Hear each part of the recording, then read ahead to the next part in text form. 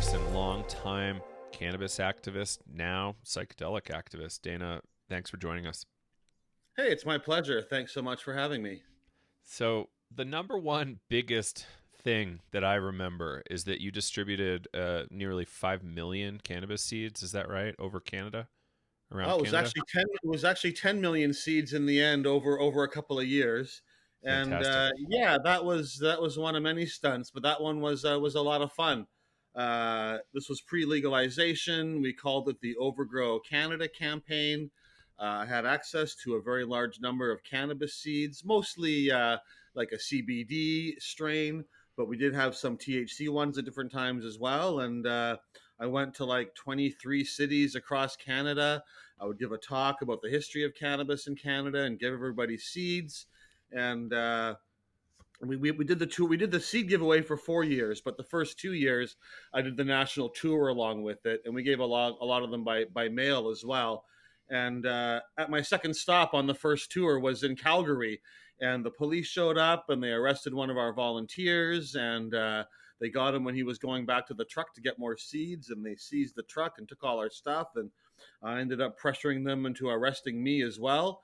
It's actually the only time I've ever spent any time in jail for my activism over the years, was for giving away CBD seeds for free in Calgary. I've sold a lot of cannabis, and now I'm selling mushrooms and a lot of other things. But it was, for me, going to jail for the night was pretty fun. Actually, it wasn't such a bad time. It actually helped my seed campaign. Often you find with this kind of activism that it's the police overreaction that really gets you a lot of attention. The first year I'd Hmm. hoped to give away 1 million seeds, and it was looking like I wasn't going to reach that target because I wasn't reaching enough people. After the police intervention, I was able to give away 2 million seeds. Everybody heard about it. It got in the news. And so it was, they really helped me out. And in fact, that campaign, it was to get Canadians growing cannabis in public spaces and parks and traffic circles and on their front lawns and things like that. I wanted cannabis growing from coast to coast, and all of that did happen at the time. But even the Calgary police, the seeds they seized from me, they planted those seeds and sprouted them because they had to show that it was actually cannabis for their case. So even the Calgary police were growing our Overgrow Canada seeds in their police station. And when we did the discovery, we got all the notes from the officer who was assigned to go in there every day. He had to write about going in, and he basically sprouted the plants and got them big enough so that an expert could come in and go, "Yeah, that's cannabis, all right," and have that for the case, which ended up getting dropped anyways. And I never, all the charges disappeared after a while, and but even the police joined in the campaign. So I thought that was actually a really wonderful contribution for them to help us with publicity and to get some cannabis growing in the police station, make sure they were taking part with it. So everybody got involved with that. That's incredible. And that sounds like it set the stage for what happened recently with full legalization there. And, well, I guess we call it full legalization. Probably isn't really, but and I thought this would have been a long time ago. This is somewhat recently, 2016. Is that right? Yeah, it was pre-legalization. Although we did it for 4 years, 2016 to 2019, and it was a lot of work mailing. I sent them for free, so we were sending out packages of seeds to people all across the country. It was a big effort. We had like a dozen volunteers or more come to my house, sitting right here where we are now, because you have to sort the big basket of seeds into groups of 100 and put them in bags and put them in envelopes, and it's a lot of work when you're dealing with thousands and thousands of these. And so it was a real big campaign. And, to their credit, a lot of volunteers came out and helped make that happen and put a lot of hours and effort on their own part, hanging out in my living room, packing up seeds for this giveaway campaign. That's outstanding. So, I guess when did your passion or interest in psychoactives start? It seems like cannabis has been around for a long time, but maybe there were others too. Yeah, no, I started smoking pot in high school, grade 11, grade 12. I was always interested in politics. My first activism was actually writing letters to Canadian members of parliament, asking them what they thought about marijuana and drug policy. And when I'd get answers back, I'd try to have a dialogue by mail. This is long before email. This is in the late 80s. And collecting all their answers in a big binder that I had. And that, when I went to university, Simon Fraser University here in Vancouver, I started a club on campus called the League for Ethical Action on Drugs. And really, even though I've always been like focused on cannabis for the last few decades, for me, it's always been about the whole war on drugs and all these substances. But I always figured if we couldn't get cannabis legalized first, we're not going to get better progress in anything else. And so we kind of need to go in stages.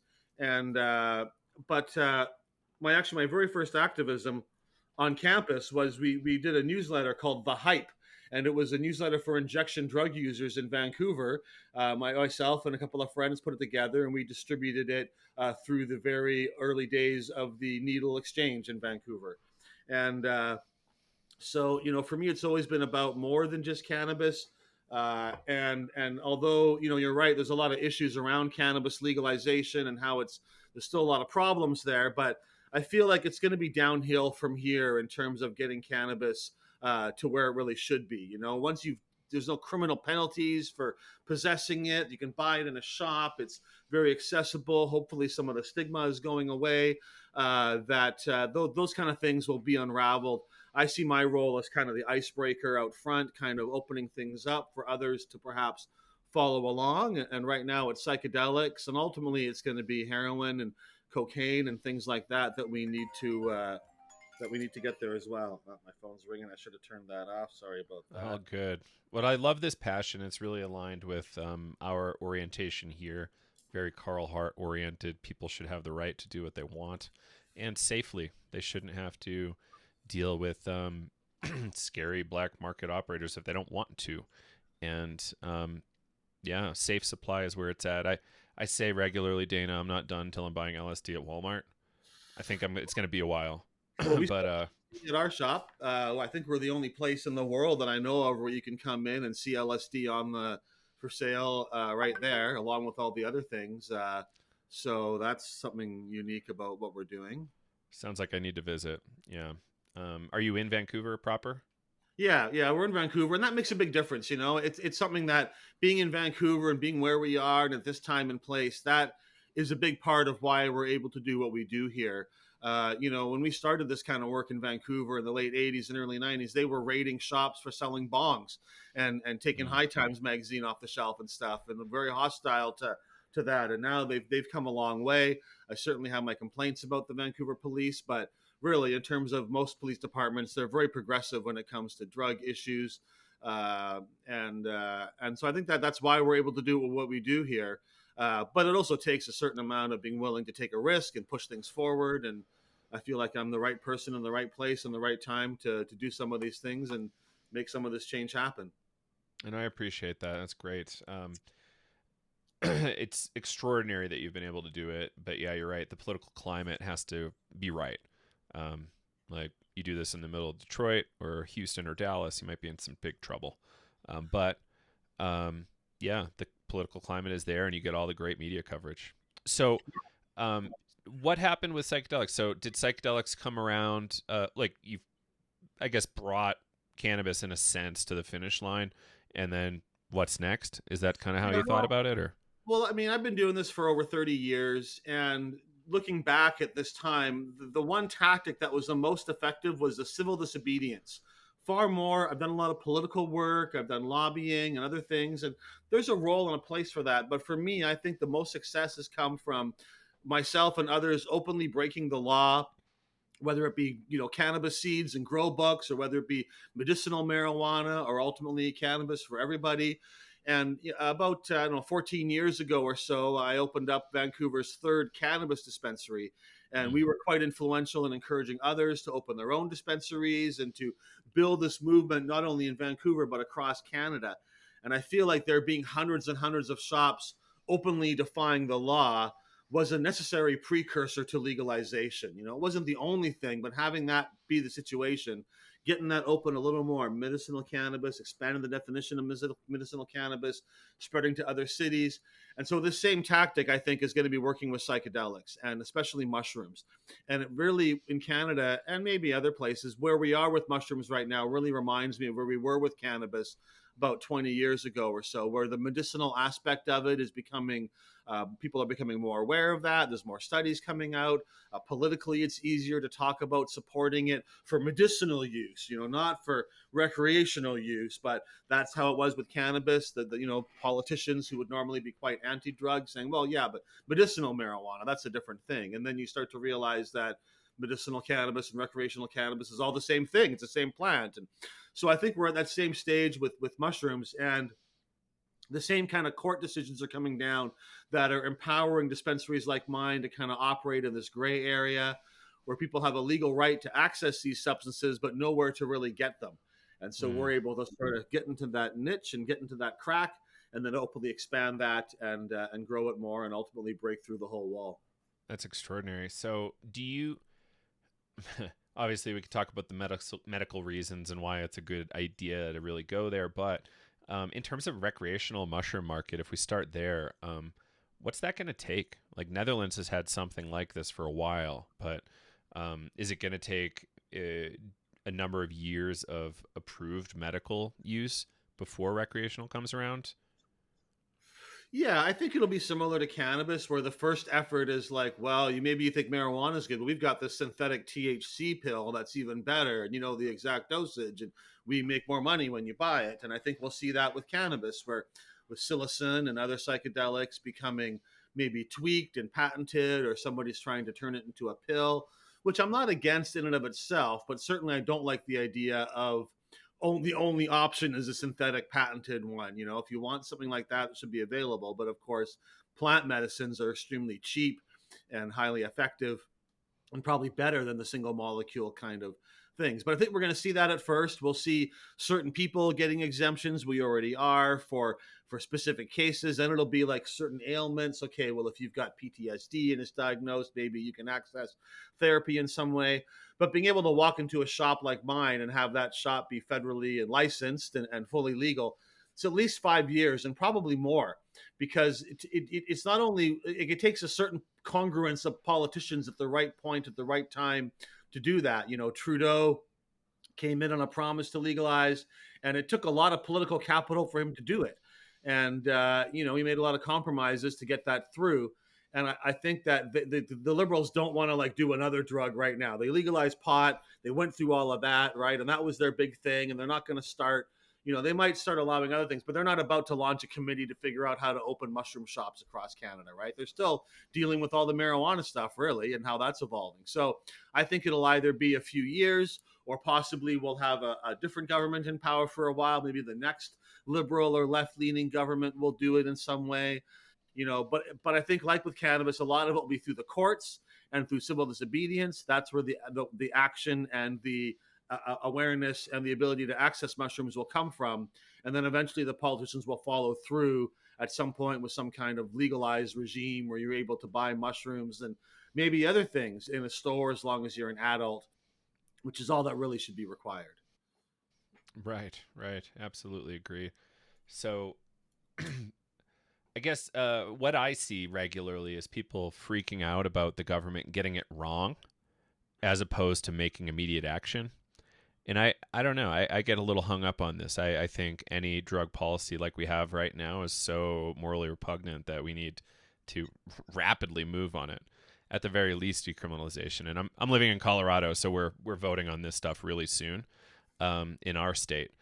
So we're decriminalizing, what is it? DMT, psilocybin, psilocin, ibogaine, and mescaline, excluding peyote.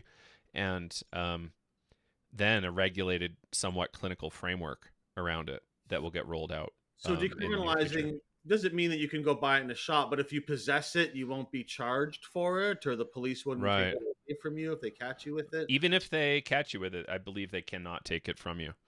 Of course, it becomes very challenging for a police officer when they stop somebody with some kind of powder in a vial, and they say, "Well, what? Oh, it's DMT. Well, so I'm allowed to have it." Well, how do I know that's what it is? Right? It becomes.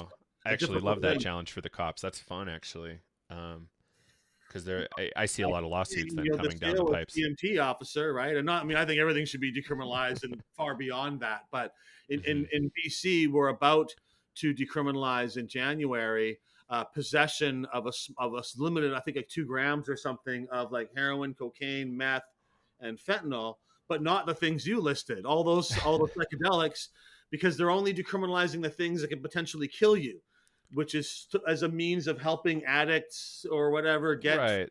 to The not. death rates in Vancouver alone is like staggering. So we've Yeah, got to but do something. decriminalization doesn't really like, it helps in terms of not harassing people that are already got enough problems going on.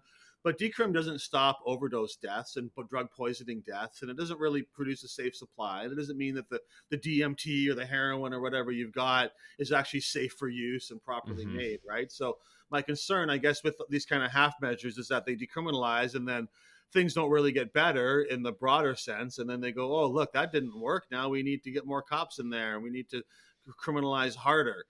But at the same time, of course, I do support any steps away from criminalization. I mean, Biden's recent thing about pardoning people with federal possession convictions, it applies to a very small number of people. It probably isn't really going to make a huge difference in their lives, but it's wonderful because it empowers governors to go the same way. It signals that it's okay to talk about loosening things. It's a first step and all that. And so even though it's not in and of itself, it isn't really that dramatic, but I still think it's an incredible first step. And the whole drug war is a giant ship, and trying to turn that around or just change direction, it's, although I would love to see it happen like that, Thanos snaps his fingers and the drug war ends. But in reality, there's a lot of people and a lot of agencies, and no one person really controls it all. And so you get a Mm. lot of small steps and little things, and every once in a while there's a big step and a big change. But it's going to take a long time to really fully dismantle the war on drugs. Mm. Right. Um, that's a really, really good point. It's going to take forever, but we got to stay on it.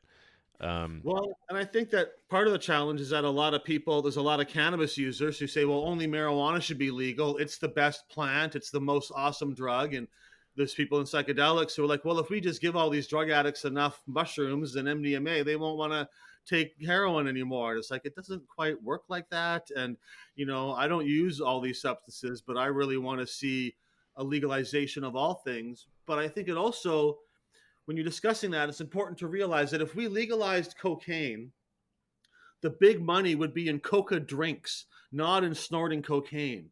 Just like with legal caffeine, the big money is in caffeine drinks and not, I mean, some people do, you can buy kilos of caffeine powder and snort it if you want to, and some people do, but they're a tiny minority of the users. The real money is in milder forms. And there was an Economist article recently talking about legalizing cocaine, and they don't mention like that it's going to be coca tea and coca drinks and things like that are actually going to become mainstream if that happened. And the use of pure cocaine, I think, would become as popular as the use of pure caffeine. Like, it'd be out there, but it would not be the preferred mode of use for the vast majority of people. yeah, yeah, that's interesting, and it largely because people don't necessarily always love putting things in their nose. I think like I, that's a niche audience. I agree to that. And I think that prohibition makes everything stronger and more potent because that's what smugglers and producers want. And even with mushrooms, as mushrooms are becoming more legal, what's the most popular thing? Microdosing, right? With when cannabis became more popular, what was the most popular thing? CBD was the fastest growing area in cannabis, pre and post legalized as it becomes more mainstream. And large doses of mushrooms can be great, but for a lot of people, they don't want to be super high. They just want a little bit. And I think that there's a tendency, if it's legal, for most people to move towards milder forms of use. When there's prohibition, a lot of folks stop using, but those that continue to use are pushed towards the most extreme forms of use, which is most harmful for them and for society in general. I don't know if this is the generally used term, but I call it the iron law of prohibition. Yeah. Kind of like, you all didn't have the same alcohol prohibition we did, but yeah, everything converted over from beer to whiskeys and liquors, so easier to smuggle, just like fentanyl today. We did have alcohol prohibition in Canada, but it didn't Oh, you did. overlap evenly with American alcohol Oh, prohibition. okay. So when ours was in place, sometimes Americans were smuggling alcohol up here, and when yours was in place, we were smuggling alcohol down there. Even in Canada, when it was prohibited, some of them were still allowed to make alcohol for export. So the boat would just kind of leave and then do a U-turn and then sneak back into port somewhere else and unload all this stuff that was supposed to be going to Europe or whatever. But yeah, we did have alcohol prohibition in Canada also, and it's a terrible. Alcohol can cause a lot of problems. Prohibiting alcohol just makes all those problems worse in every way, and that goes for every drug, really. Did this happen in Canada? In the United States, they at a certain point, I forget which organizations were doing it, but they were actually purposefully contaminating the supply to hurt and kill people so that people would stop drinking. And I think there's implications for the current drug situation now in the world. But did that ever happen in Canada? Have you heard stories of that? I know that story from the U.S. I don't think that happened in Canada with the ethyl alcohol and the wood grain and all that happening. Ours didn't last quite as long, and it wasn't Okay. fully national. Quebec, it was done through the provinces, and then there was a federal one for a while, but Quebec was only in it for like 1 year. Quebec had it, and then they got out again, and so Quebec became the place in Canada. You'd go to Montreal to drink, and Montreal was like the bootlegger place, and the people would mail order alcohol out of Montreal to other parts of the country, and so it was state or province by province, with the federal governments not lasting too long. But so it was a bit tricky. But yeah, that didn't happen. But there was a lot of people, the same people that were involved in alcohol prohibition, wanting to ban other substances as well. There's a lot of overlap there. And the idea that these things are bad substances and we need to prohibit them and punish people. And it sounds good in theory, alcohol is bad. People are doing bad things when they drink too much. Let's prohibit it, and then everyone will be safe and sober and happy. But the reality is it made everything worse in every possible way. Right. I'm um I'm now interested in like what are you seeing in your store when people come in now looking for things like mushrooms, peyote, LSD? Are they just curious? Are they enthusiasts? Or is it all over the map? Well, we have a lot of regulars. We certainly get people that are just walking by and see our sign and go, "Holy shit, what's going on in here? I got to go check that out. I live a few blocks away. I never noticed this place before."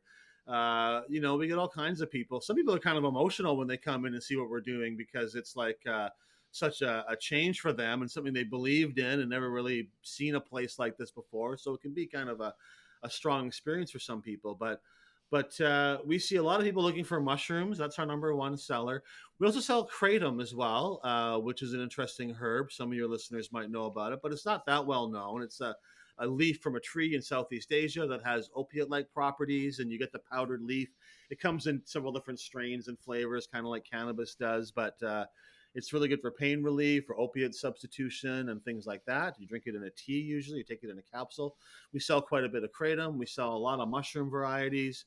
Some people are first timers, never tried it before. Others are experienced and know exactly which strains they want and how much they want. We sell a lot of microdose capsules as well, and kind of teach people how to find the right microdose for them and how to use it properly.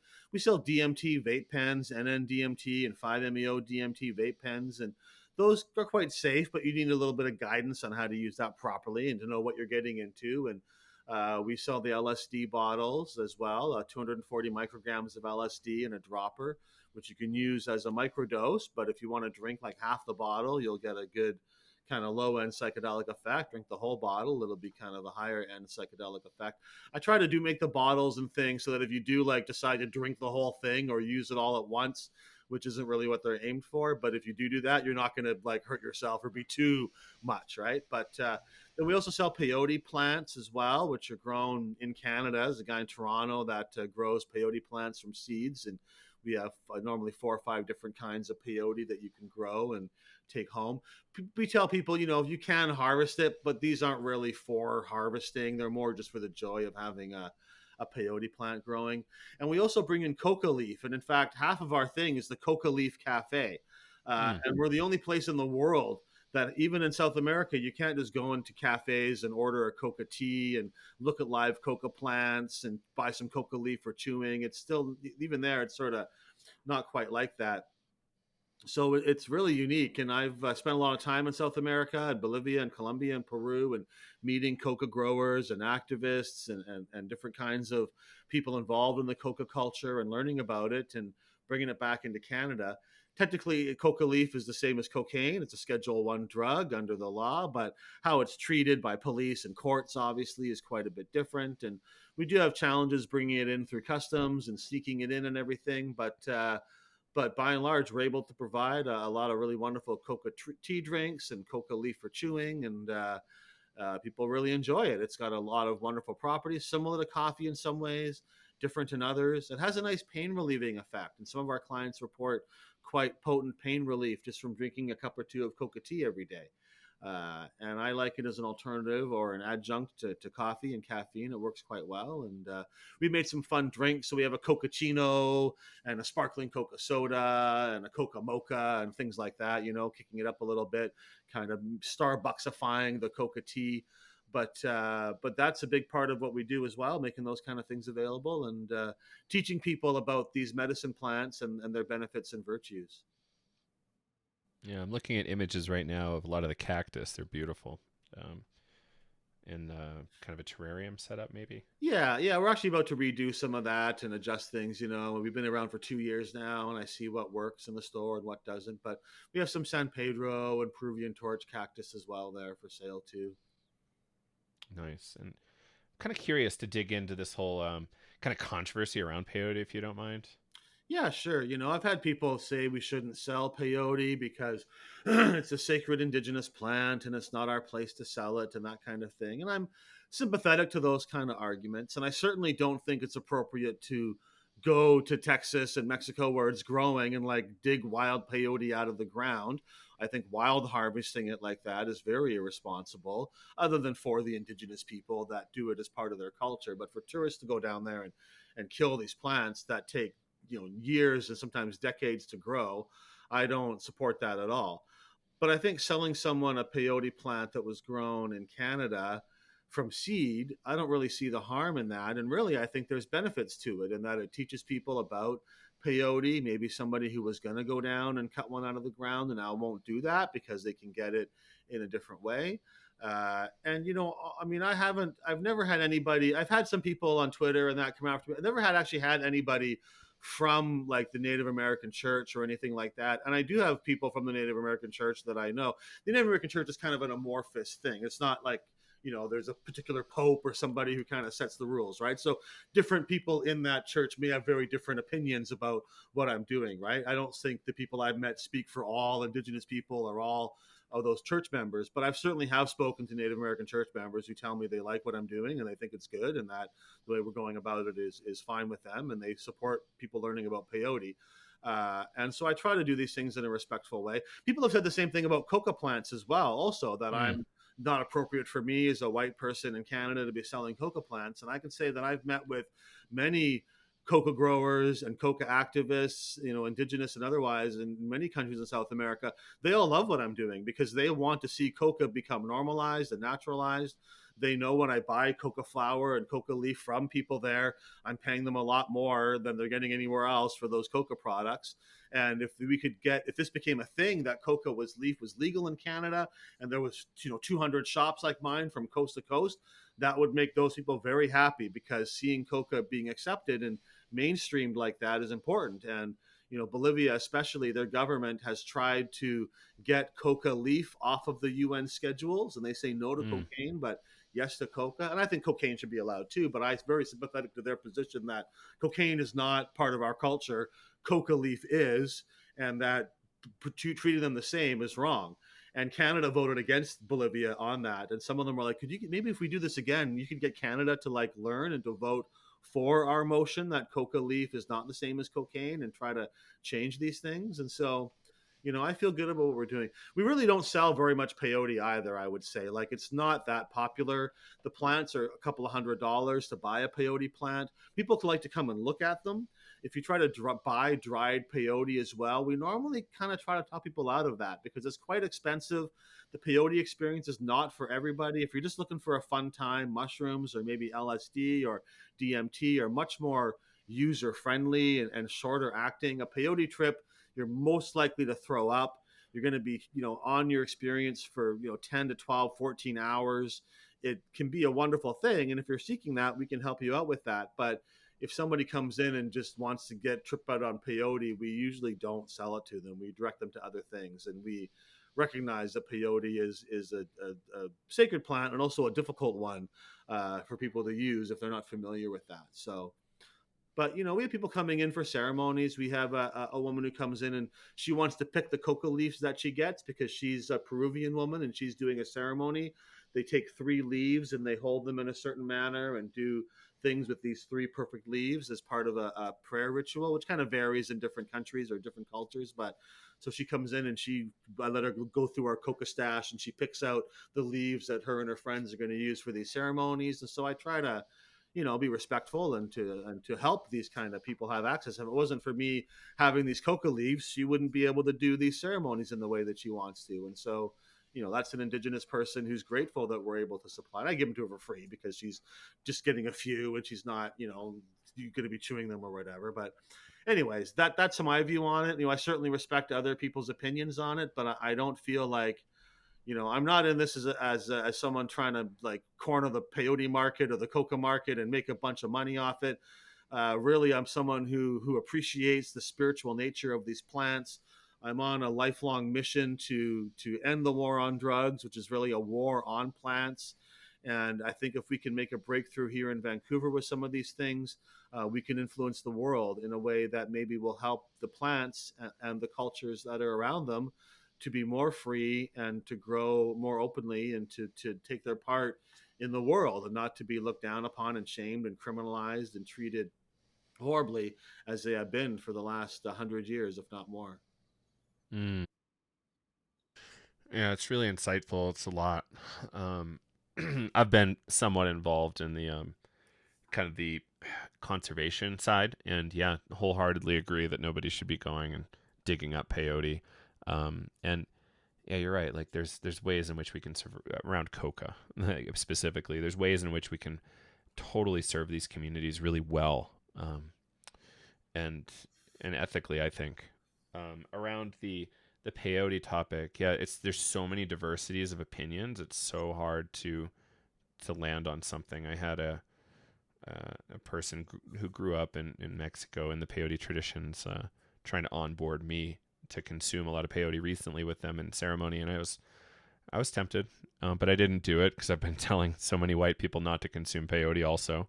But I respect people's interests here, but I really think people should be looking for where does this stuff come from. Like the idea of fair trade cocaine comes up to me too. Like how could we Well, make sure these supply lines are ethical I in a think with sense? peyote, especially because it's like coca is quite abundant. I mean, it's not that hard to grow Hmm. coca and to grow more of it. But peyote is a very slow growing plant, and I don't. There's not a lot of people really grow. I mean, you can grow it in a big way, and you can grow a lot of it if you needed to. But to me, I definitely don't like tearing it out of the ground. But I don't really see any harm in somebody growing peyote from seed and making that available.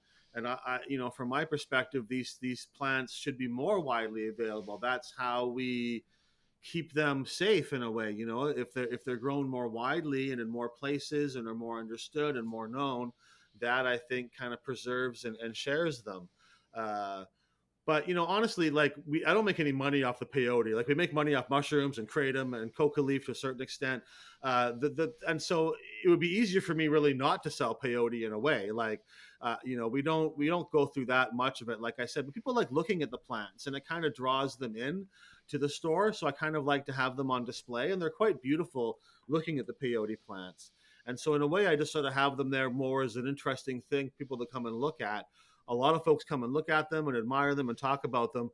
Most of those people don't buy one. If they do, they usually buy like a very small one for $50 or something. They don't usually buy the $500 7-year-old, big peyote plants or whatever, right? And so, yeah, it's not like a big profiteering thing for me, really. For my motivation in carrying these plants is more just that I think they're beautiful, wonderful plants, and I think they should be more widely available. People should be able to admire them and have that experience if they choose to.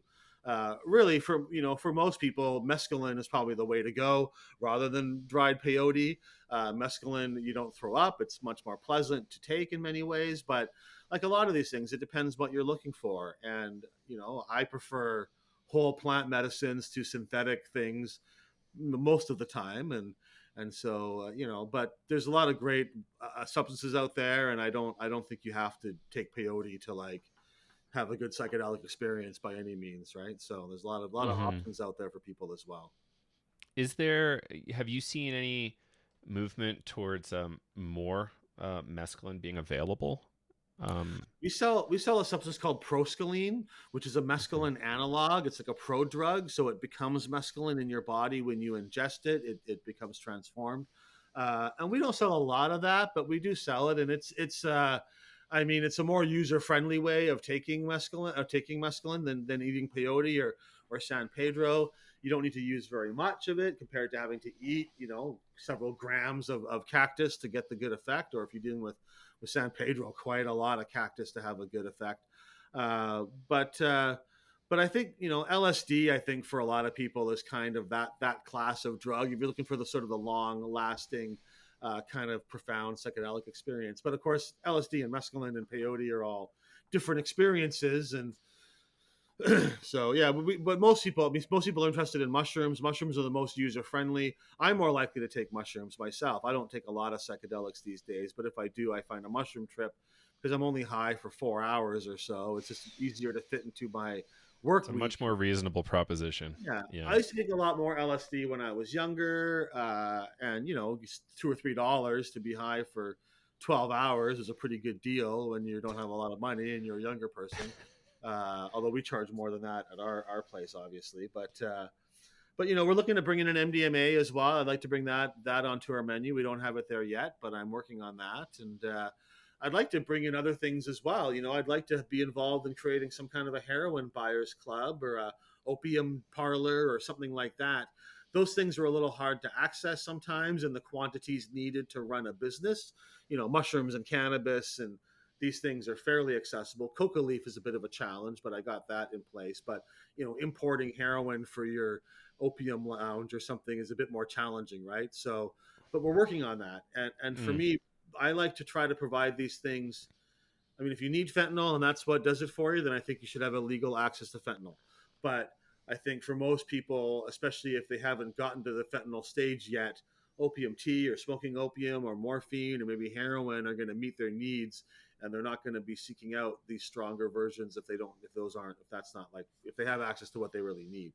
So I Mm. would love to try to create some kind of opium parlor or something like that, and help people have access to these milder forms. Opium tea has its risks, certainly, but those risks are extremely minimal compared to injecting or smoking fentanyl or street drugs. And it can be habit forming, but it's much easier to titrate your dose and to change things. Just like kratom is also as well compared to opiates. Kratom has its issues, Mm. but it's much easier to titrate your dose, and it's much easier to stop using it than it is to stop injecting heroin, just because it's a milder form and it's easier to like judge how much you're getting. And when you eat something, it's usually not like such a rush, and that rise and that crash can lead to a lot of really common use. If you're hitting your crack pipe and then you have a great thing, then you're down, then you do it again, you get into this pattern.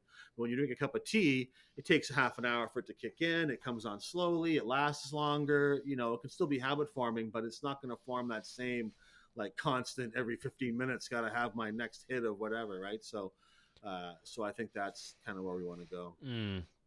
That's interesting, and that's a really, I think, great way to think about it. People are never ever going to stop using these substances, and the more softer versions we can offer, I think, the better overall. And people will develop probably healthier relationships, I think, and that'll just be a natural outcome, I believe. And I we should agree. keep educating, though, too. We can't stop educating, I think. Well, and I think when you say people are never going to stop using these things, like that's a good thing, because these are good substances, and sometimes they're just like, well, we all know drugs are bad, but people are going to use them forever, so we better regulate it. But really, these substances are wonderful. Coca leaf and cannabis flowers and peyote cactus and opium poppies and all of these things are very positive, beneficial allies to human beings that are held in high esteem by the cultures that use them for good reason. Mm. And maybe, the colonial imperialist system has kind of ruined these substances in some ways by turning them from, natural kind of medicines into concentrated white powders that are much harder to use in a responsible way. But but I don't think like cocaine or heroin or fentanyl are like bad or evil or anything. I think it's our relationship to these substances, and that recognizing, like, we talk about harm reduction, and I think that's important, but the other side of harm reduction is benefit maximization. And these substances aren't just harmful. Like with anything, you want to reduce the harms, but there's positive things about cannabis use and mushroom use and cocaine use and heroin use. There's positives. Why do people use these things? Because of the benefits. And that if you can create a system or a regulatory regime and aim to find the substances that maximize those benefits while minimizing the harms, that's like what you really want to have, the sweet spot. And I think sometimes we talk too much about harm reduction, and that implies that all there is harm, and there's benefits as well. And sometimes those benefits, I think, also need to be celebrated and understood and brought forward, and recognizing that there are a lot of positives about these substances as well as the negatives, and that prohibition just makes the positives very hard to manifest, and it accentuates the negatives to an absurd degree. I remember episode of Hamilton Morris's Pharmacopoeia. The title of the episode was "A Positive PCP Story," and this was used medically for a long time, and it is the psychedelic of choice for some communities. And we just have a whole hog demonize these substances for I think we're just swallowing a lie that our taxpayer dollars sold us back to us. It's a really ugly thing. A lot of it comes from your own personal experience. And so people smoke pot and they go, well, I smoke weed and all my friends smoke weed, and we don't behave like that commercial or like they told us in school. But if you don't see the other substances, and then you go, well, if the only time you see someone who's an opiate user is when you see a homeless person, you think, oh, well, all opiate users are like that guy who's got mental problems and is on the street behaving very oddly. That's because he took heroin. And it's like, no, that's just, you're seeing him do that there because of the other issues. And there's a lot of people who use these drugs who are your neighbors and friends and family, and you don't know, and they're fine. But because they can't talk about it, we don't see it in that way. I have kind of an analogy that I think of sometimes, and I bring up, in that for like almost 100 years in Western society in Europe, there was a huge masturbation panic. And like, people were taught that if you masturbate, you're going to go insane. Parents, if they caught their kids touching themselves, they would tie their children to beds. They would beat their kids. They would send them off to camps to like not do that. It was taught, like, it was in schools, it was in churches. People were constantly being told, like, do not touch your genitals, you're going to go crazy. And then you'd see somebody on the street, some person on the corner masturbating in public. They'd go, look, that guy jerked off too many times, now he's gone crazy and he can't control it. But of course, that guy's masturbating in public because he has other issues. It's not that he jerked off too much and now he's crazy and he can't stop where he's doing it. He's acting out that way. But you'd see that person, you go, yeah, I don't want to end up like that guy. I better not touch myself or I'm going to go crazy. And now we think, well, okay, masturbation is something you do by yourself. It's time and a place. We laugh at it. It's kind of a funny thing. No one really wants to talk about it or admit it or whatever. But we recognize that it's not something that makes you go crazy, right? And now with a lot of drug use, we see if somebody on the street who's injecting drugs or behaving oddly, and we say, well, that's what heroin does to you. That's what hard drugs do to you. And it's like, no, that person's got other problems. The drugs didn't necessarily cause that, but you don't see the people who are using drugs in a responsible way, and they're not going to talk about it. Someone's not going to go, well, I masturbate every night and I'm perfectly fine. No, in that society, no one's ever going to say that, because they're going to be attacked and vilified and fired and mocked.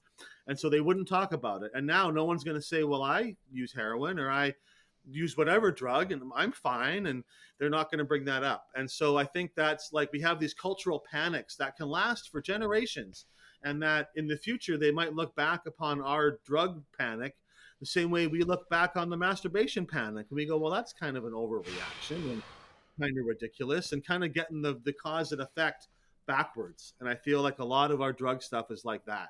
We blame. Best analogy I've ever heard, Dana. And I think you're spot on. I think people will, in the future, think of this as like one of the most atrocious things we've done. With masturbation, I don't know if they were locking people up for decades or executing them like in the They didn't Philippines. execute anybody, the Philippines, but they were people went to jail, absolutely. Or like you go to an asylum, not to like a prison, but you'd be in a mental asylum where Probably worse.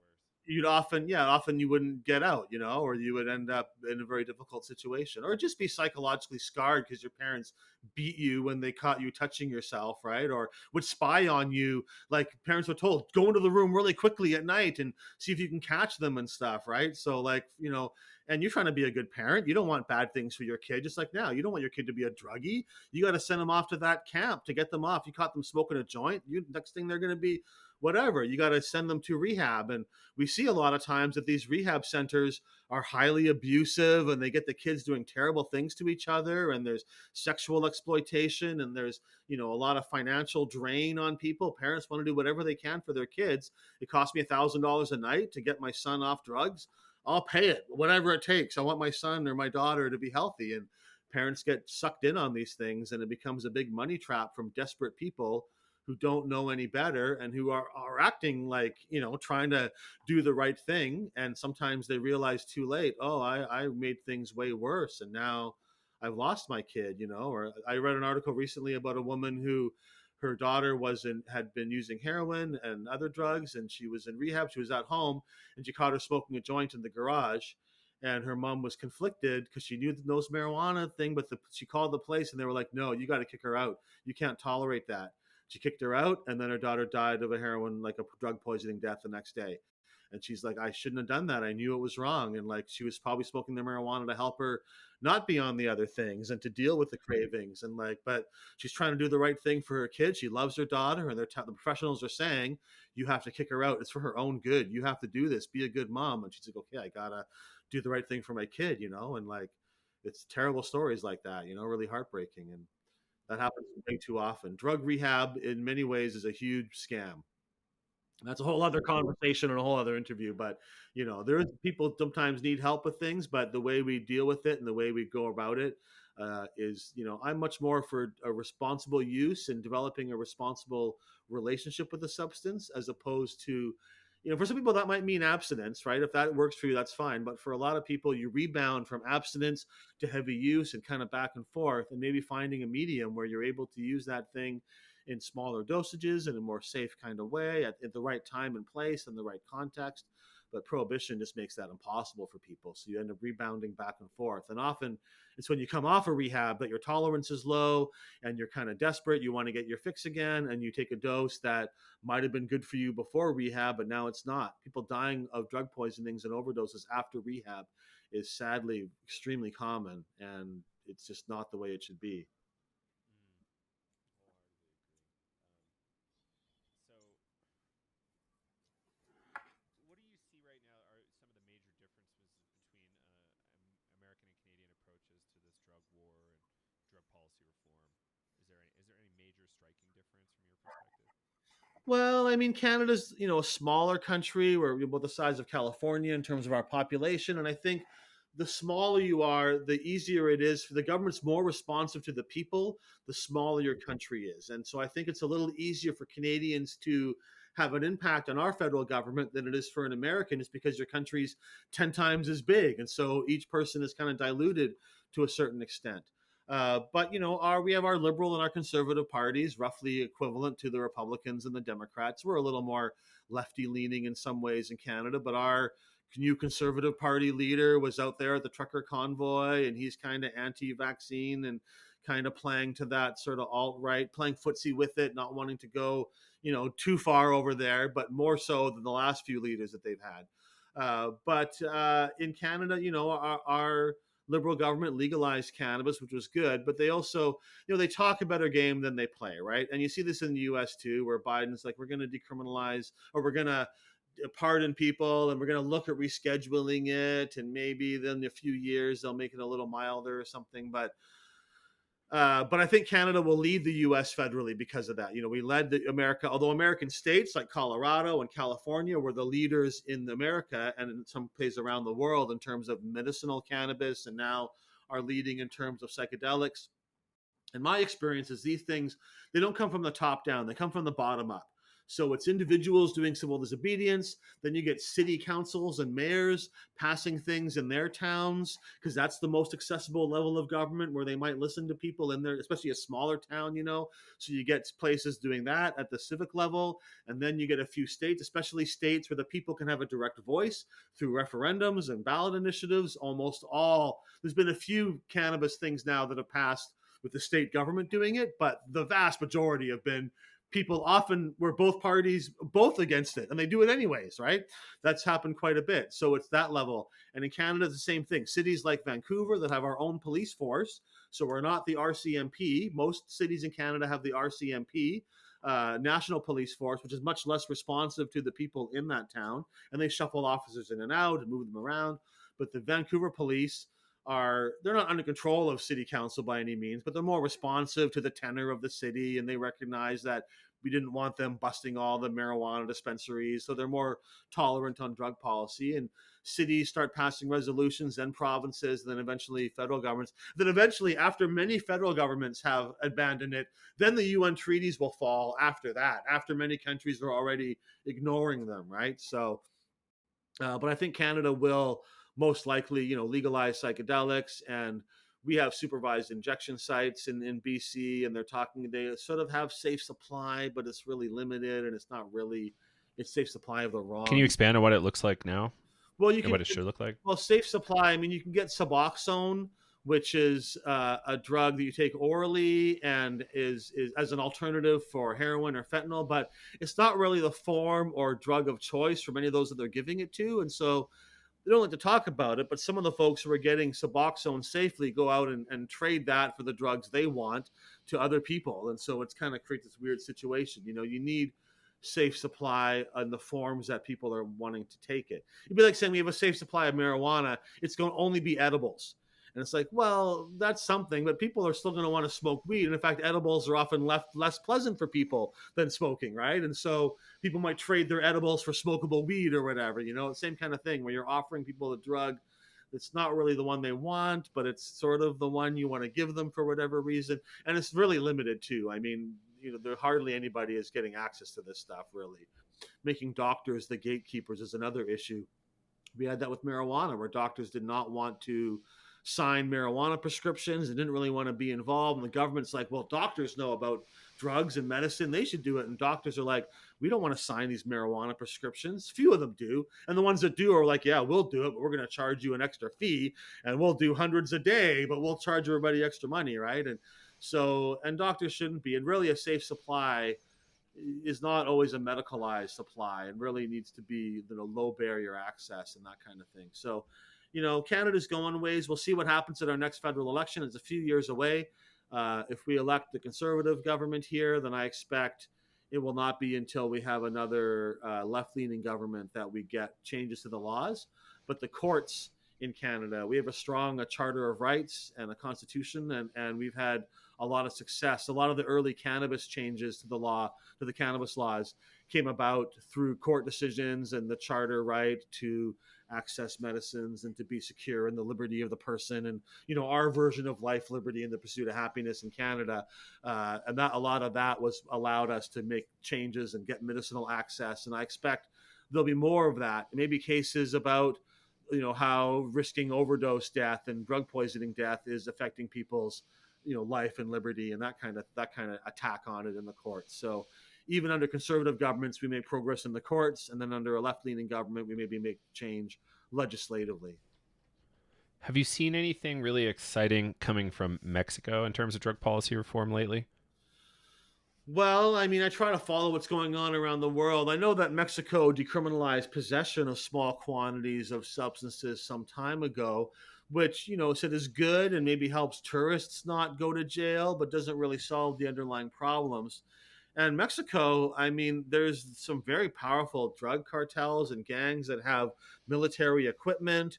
There's a lot of parts of that country where journalists are murdered on a regular basis. There's thousands and thousands and thousands of missing and murdered people in Mexico.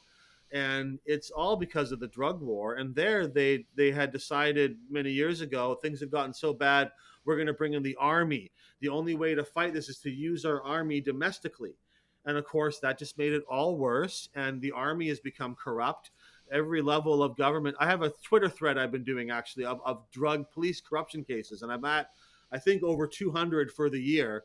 Of some of the major cases with the whole police departments being shut down, or whole drug squads being shut down, and whole, quite large things, Wow. not only in the U.S. but in Europe and in South America. And Mexico is a country, and it's not that they're inherently more corrupt. It's often that people with a lot of money and power come to you. You're in a position of power. You get this job, and they go, "Look, you can take this bribe, or we're going to murder you and all your family and burn down your house." And you see that happen to someone else who already did it, and so you go, "Okay, I'll take the bribe." Like, what choice do you have? Yeah, that's corruption, but that's a very difficult kind of thing to resist. And there's so much money in this and so much control. But if there ever was some kind of impenetrable wall built around America that nobody could get in and out, and fentanyl, even though it's impossible because fentanyl is the tiniest little bit, but even if you could stop it all from coming in somehow, it would just get made within the USA. Like, domestic supply would just take over the imported supply. It would not stop.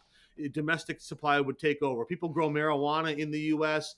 Most of the marijuana in the US used to come across the border. When that became harder, they grew it in the US. And you can make fentanyl in a lab in New Mexico just as easily as you can make fentanyl in a lab in Mexico. And so it would just go domestic. The reason it's made in those countries is more to do with labor supply and other things, and it has to do with it having to be made in a different country. But drug It's a war really good corruption, point. drug Black war is, markets don't really know boundaries or borders. oh, it'll go anywhere. So they shut off importation of cannabis into the U.S. I mean, in BC, we used to export a lot of weed into the U.S. Mexico did too. But even at that time, even at the peak of it, when BC Bud was like a thing that you could like sell your weed in California by saying it was BC Bud, right? Those days are long gone. But Mm-hmm. even then, most of the weed in the States was being grown domestically. And I'm sure there's a lot of fentanyl being produced domestically as well. They just don't talk about it because maybe they're not aware of it.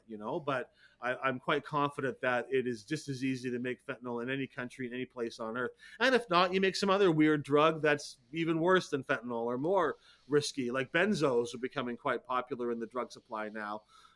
People are mixing benzos and fentanyl together, not users, but the market. And I actually run a service called Get Your Drugs Tested in Vancouver.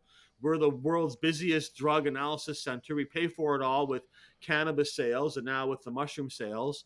We've tested, I think, 35,000 samples in the last couple of years, everything from Viagra to methamphetamine to fentanyl to the weird pill someone found lying on the ground. We have spectrometers. We're open 7 days a week, 8 hours a day. And I think we've got like the biggest searchable database of drug results online.